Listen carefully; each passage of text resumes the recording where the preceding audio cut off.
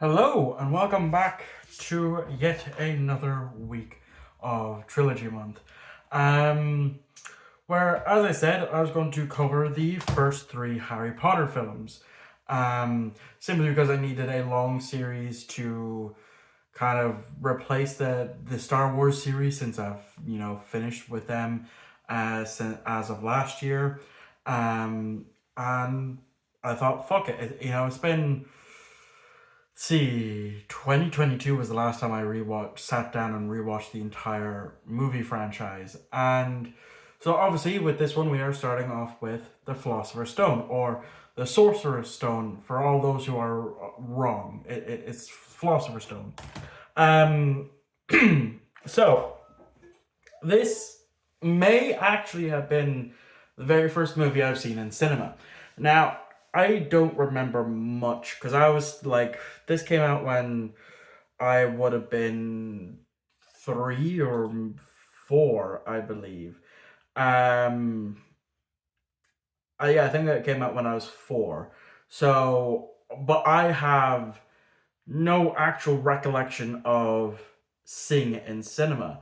But I do know that a photo exists of me wearing a Philosopher's Stone T-shirt. So maybe I did, maybe I didn't. I honestly can't remember. To me, my earliest memory of seeing a movie would have been Spider-Man and then Chamber of Secrets, which of course is what I'll be covering on Wednesday.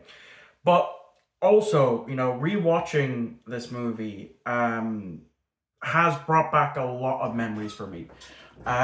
Simply because watching the new Harry Potter movie was a yearly tradition for me and my mother.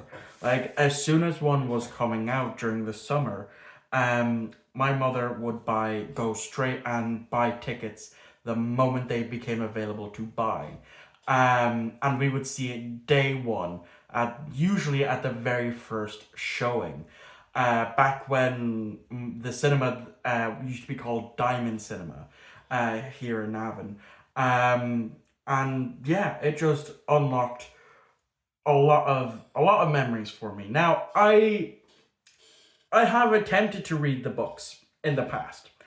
I have successfully read Philosopher's Stone. It's the only Harry Potter book that I have ever successfully read. I don't know what it is for why I can't read the others, but I do love it, and I do love revisiting it because this movie, it's the same in the books, but predominantly in the movies, that we experience the wonder of the magical world through the eyes of Harry.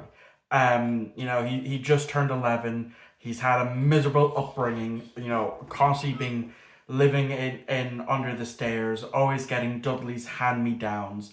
And then on his 11th birthday, he finds out that he's actually special, that he's the one who defeated the Dark Lord, that he is a very famous person, and that, again, like I said, he's a wizard. And so just seeing Diagon on dying what yeah Diagonal Alley. I don't know why I'm struggling to say that at the moment. Which, funny that I'm struggling to say it because it comes plot relevant for Chamber of Secrets. But yeah, it's just amazing seeing that, and even now, like looking at Universal Studios, where it's at, the fact that they've managed to build it to be that, it's something that I would love to go see. Um, and again, another thing that I remember from my childhood that I'll probably mention when I get to Prisoner of Azkaban is the sticker books that they used to release, that Panini, the card company, used to release for every movie that came out, where they'd have a sticker book and it'd always be like a still frame from the movie. And then of course I do remember watching it on VHS when I had it, or rented it, and I do own it on VHS. I own the three Harry Potter films on VHS. It was Philosopher's Stone was actually one of the first ones that I picked up, and it's amazing to revisit all of these and just think now Robbie Coltrane, who played Hagrid, he's no longer with us. Richard Harris, the first Dumbledore, um, is no longer with us. Alan Rickman, Professor Snape, another beloved character, is no longer with us. And they all made and done phenomenal. They played the role excellently. Now I know there's the new TV series that's coming out where we know of at least two confirmed actors playing Dumbledore and Snape, but it's not going to be the same. It claims that it's going to be one to one with the books, and it's going to be a 10-year project. But I don't know. You can't recapture the feeling that these movies make. And there's a reason a lot of people class The Philosopher's Stone as a Christmas movie. And, it just so happens that at nearly every Christmas, not nearly every Christmas, this movie is played.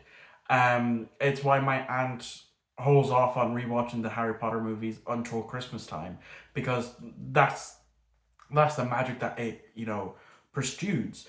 Um, and I love revisiting them because I remember being so obsessed with them. Now, like I said, I could never get into the books, and maybe this year I will attempt that because my goal is to read at least 50 books by the end of the year, and by the time this comes out, I might just nearly be finished with the Saga of Darren Shan read through. So I might move on to the Harry Potters. And I know there's a TikToker whose name is escaping me at the moment that I follow that recently just finished reading the Harry Potter movies for the very first time. And I loved seeing her reactions to certain things, scenes that I would only know from the film, but seeing her reaction to the book version, learning all of this stuff that I already know for the very first time. And I know for a lot of people, it was kind of them being able to relive the experience that they can't relive anymore, but are able to now through fresh eyes. And that's what I love. I go to cover Chamber of Secrets.